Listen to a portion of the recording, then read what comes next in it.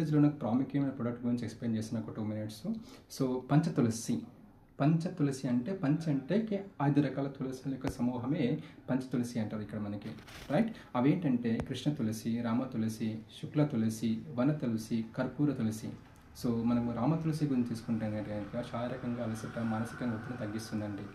కృష్ణ తులసి గురించి తీసుకుంటే మనకి కొంచెం జలుబు నుంచి ఇబ్బంది పడుతున్న వాళ్ళకి కానీ, దగ్గు కానీ, శ్వాసకోశ సంబంధం ఏమైనా ప్రాబ్లం ఉంటే కనుక దాని నుంచి రిలీఫ్ ఇస్తుంది, రైట్. వన తులసి అనుకుంటే కనుక బాడీలో ఇమ్యూనిటీ పెంచుతుందండి. కర్పూర తులసి అంటే మన శ్వాసకోశ నాళాల నుంచి శ్వాసకోశ నాళాలను పరిశుభ్రపరిచి శ్వాస స్వేచ్ఛగా తీసుకోవడానికి ఉపయోగపడుతుంది, రైట్.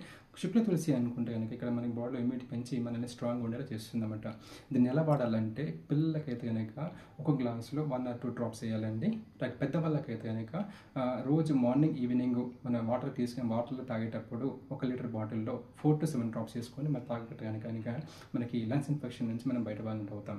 ఇప్పుడు చూడండి, ఫర్ ఎగ్జాంపుల్ నేను ఈరోజు ఒక 1 లీటర్ వాటర్లో నేను ఎలా వేసుకుంటాను అనేది 4 to 7 డ్రాప్స్ కదండి, రైట్.